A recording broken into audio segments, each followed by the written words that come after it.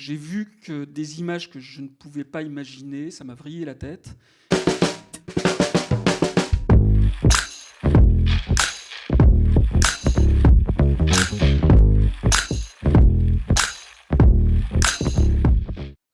Et moi, j'étais totalement fasciné par ça. Et j'étais fasciné parce que j'avais vu un film quand j'étais gamin qui s'appelait Tron. Je ne sais pas si vous avez vu ce film-là. Le premier Tron, je ne parle pas du deuxième qui est sorti il y a une dizaine d'années, mais le tout premier qui est sorti en 1982, je l'ai vu au cinéma. Et ça a été un choc. Vraiment un choc. C'est à ce jour-là que j'ai su ce que je voulais faire. Et j'ai vu que des images que je ne pouvais pas imaginer, ça m'a vrillé la tête. Et donc j'ai acheté un premier ordinateur, voilà. Et tout ça fait que j'ai commencé à faire des courts-métrages très amateurs en images synthèse qui ressemblaient à rien. C'était des cubes et des pyramides qui se couraient après, à peu près. À la fac, j'ai eu la chance de découvrir une machine, ce qui s'appelle une Silicon Graphics, qui était la machine sur laquelle on faisait Jurassic Park à l'époque, qui était planquée dans un placard à balai, véritablement. Et donc, pendant 2 ans, avec un copain qui est devenu un de mes meilleurs amis, qui est maintenant superviseur à Los Angeles, qui a fait Doctor Strange 2, qui a fait des tas de gros films américains, on a décidé de faire 2 courts-métrages en synthèse pendant ces 3 ans. Et personne ne pouvait nous expliquer comment faire, puisque personne ne l'avait fait. À la fac, il n'y en avait jamais eu. Donc on parle de ça entre 93 et 97. Et finalement, ces 2 films sont sortis, ont rapporté des prix dans le monde entier.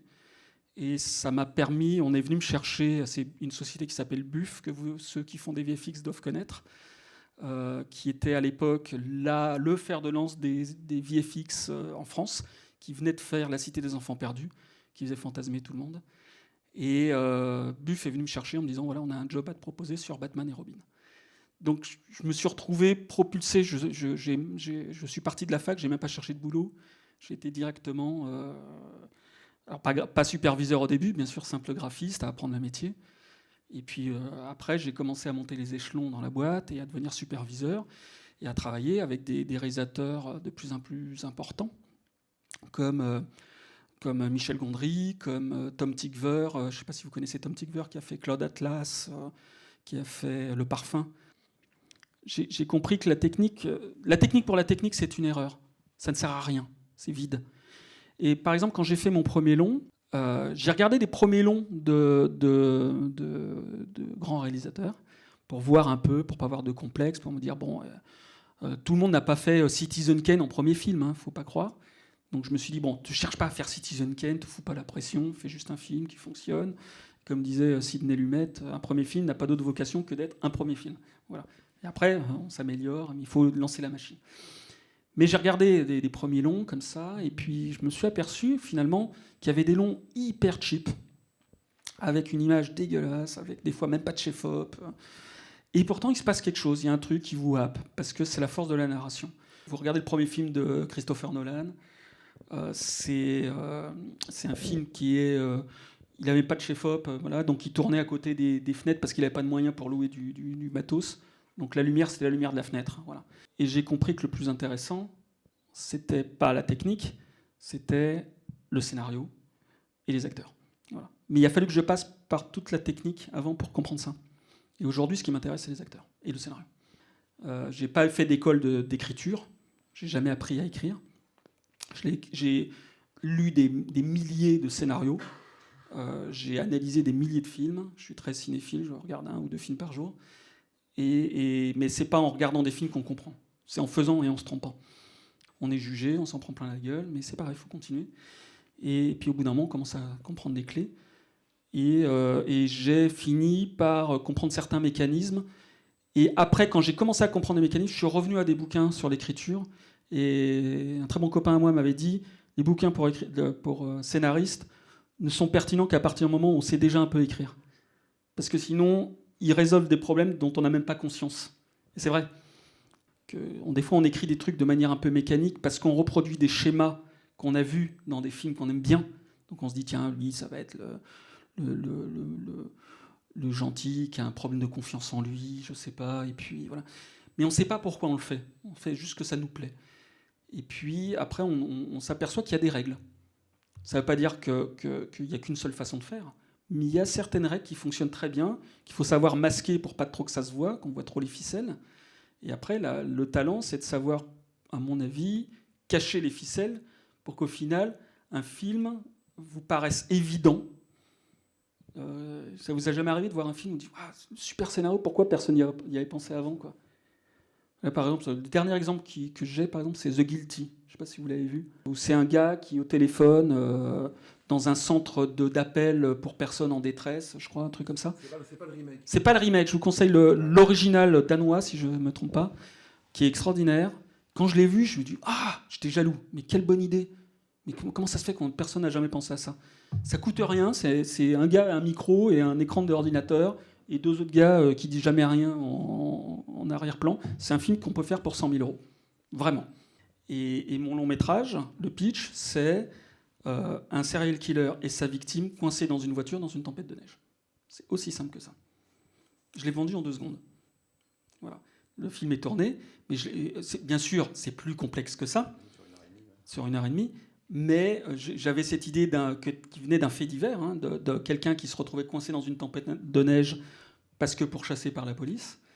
Un fait divers en Norvège, je crois qu'il était resté 15 jours dans sa bagnole à crever de faim, perdu dans la montagne.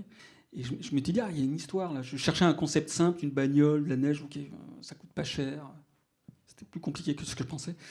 Mais un mec tout seul, c'est un peu compliqué parce qu'il faut des interactions quand même, il faut qu'il puisse parler. On a vite fait le tour de l'intérieur d'une bagnole. En tant que scénariste, j'ai un peu séché. À un moment donné, je me disais, il me faut un deuxième personnage, c'est pas possible. Et d'un coup, j'ai eu l'idée de, c'est un serial killer. Il a une victime dans son coffre. Elle est toujours vivante. Et on le découvre au premier tiers du film. C'est-à-dire que pendant un premier tiers, on croit que ce mec-là était quelqu'un de sympa. Et d'un coup, j'ai une bascule. Voilà. C'est-à-dire que je piège le spectateur, et vous le verrez, je vous ai un peu spoilé, hein, mais il n'y a pas que ça dans le film, vous verrez. Mais moi, je vous conseille, pour ceux qui écrivent, de partir sur des histoires assez simples à la base. Ça ne veut pas dire nul, hein, il y a plein d'histoires qui sont super et qui sont très simples. Et c'est pas si simple de trouver une histoire simple. Souvent, on est alambiqué, on cherche des histoires très compliquées, et puis finalement, on finit par perdre les lecteurs ou le spectateur. Et trouver une histoire, je dirais, pure, pour moi, c'est ce qu'il y a de plus dur. Une histoire qui résonne. Et en général, je teste auprès de mes proches. Je raconte l'histoire quand j'ai une idée. Je vois s'il fait ouais. Bon, ok, ça parle pas plus que ça. Donc je me dis, il manque un truc. Ou, voilà. Et quand je tiens quelque chose, je le vois tout de suite. C'est une bonne façon de faire. Voilà. Est-ce que vous pensez qu'en termes de VFX, il y a encore une grande marge d'évolution dans le futur ou pas, dans le cinéma? Oui. Oui, il y a encore une... Oui, non, clairement. Alors, ça devient plus compliqué. Je pense qu'on fait beaucoup de choses. Je trouve que ce qui va devenir intéressant dans les prochaines années, c'est que les VFX ne vont plus être l'attraction d'un film, puisque tout le monde en fait, en gros. Donc, ils ne vont plus pouvoir miser là-dessus. On ne va plus pouvoir dire il y a des effets spéciaux extraordinaires. Je pense qu'on va se prendre une claque avec le nouveau Avatar. Je pense que ça va être du lourd. Je pense que l'évolution, si vous avez vu, vous êtes allé voir la ressortie d'Avatar. Je l'ai revu là en IMAX, voilà. J'ai repris une baffe. Je me dis putain, technologiquement, le gars, il a quand même, c'est sorti en 2009. Ça tient le choc encore face à tous les films qui sortent aujourd'hui. Donc c'est-à-dire que le gars, il avait 14-15 ans d'avance sur tout le monde. C'est invraisemblable. Et je pense tout le monde de là où maintenant il va nous refaire la même chose. Non. Je pense qu'on va se reprendre une petite baffe parce qu'il y a le niveau supérieur de réalisme, voilà. Et après, s'il n'y a pas un bon scénario, ça restera juste des effets spéciaux. Voilà, c'est toujours le même truc. C'est qu'à un moment donné, vous rentrez là-dedans, dans ce film, et vous oubliez complètement. Réfléchissez bien quand vous regardez Avatar, vous voyez quand même des bonhommes bleus, quoi. C'est quand même prodigieux d'arriver à vous faire croire à cette histoire jusqu'au bout. Et d'ailleurs, c'est beaucoup plus simple, par exemple, de vous faire croire à Toy Story, où ce sont des personnages très simplifiés. Et c'est pas pour rien que c'est le premier film en image de synthèse. C'est parce que c'est des personnages Si vous regardez bien, c'est des jouets, donc c'est des cubes, des formes simples, des ronds, des sphères, des pantins, des trucs comme ça, mais il n'y a rien de très complexe à modéliser. Et c'est plus facile de se projeter dans des petits personnages comme ça, genre un petit cube qui sautille, on y croit, alors que dès qu'on a des personnages presque humains et que ça ne marche pas, on voit tout de suite, c'est ce qu'on appelle, je ne sais pas si on vous en a parlé, la Uncanny Valley. C'est le moment dans l'image synthèse où on se rapproche du photoréalisme total, mais notre œil est habitué à voir des humains toute la journée. Donc dès qu'il y a la moindre chose qui déconne, un petit détail qui ne fonctionne pas, on se dit oh, c'est très bizarre, on dirait un mort-vivant. Je crois qu'on est en train de passer le cap, et quand vous regardez les derniers logiciels qui permettent de modéliser des humains sur Unreal, par exemple, je ne sais pas si vous travaillez avec Unreal aux effets spéciaux, parce que c'est des moteurs de jeux vidéo, mais qui font des progrès hallucinants, et toute l'industrie des VFX est en train de basculer là-dedans. C'est-à-dire qu'avant, on calculait les images, et on le fait encore, hein, sur Notre-Dame, on n'était pas en temps réel, on calculait les images, donc des fois c'était très très long. Certains plans de Notre-Dame ont demandé plus de 10 jours de calcul, et pas avec un ordi, hein, avec des centaines d'ordinateurs. Mais on arrive maintenant à calculer des choses photoréalistes en temps réel. Donc ça ouvre des perspectives incroyables. Et il y a plein d'évolutions, par exemple, pour répondre à ta question, le temps réel sur le plateau, comme les plateaux virtuels, ça change la donne. Par exemple, vous avez pu voir l'exploitation de ça dans The Mandalorian sur Disney. Je ne sais pas si vous avez vu cette série Star Wars, où ils ont remplacé les fonds verts, les fonds bleus, par une projection en temps réel de décors en 3D, calculés en temps réel en fonction de l'axe de la caméra. Dans The Batman aussi. Dans The Batman, bien sûr. Mais moi, je pense que ça peut être utilisé même dans des films plus arty. Et je crois qu'il y a tout un... C'est ça que je trouve très intéressant aujourd'hui, et moi, j'ai un projet là-dessus, c'est d'exploiter ça pour raconter les choses autrement. C'est-à-dire de se dire, pourquoi je ne changerais pas de décor au milieu d'une scène ? Pourquoi pas ? Pourquoi je ne changerais pas la lumière complètement au milieu d'une scène où on est en un seul mouvement de caméra, on est de l'intérieur à l'extérieur. Voilà. Pourquoi il y a plein d'idées. Pourquoi j'aurais pas une focale sur l'arrière-plan et une autre sur l'avant-plan ? Qu'est-ce que ça produit de tester ça ? Voilà. Et on peut être dans des cauchemars, dans des rêves, dans des... Voilà. Donc il y a tout un langage à réinventer, à chercher, comme l'arrivée des fonds bleus a permis des tas de choses.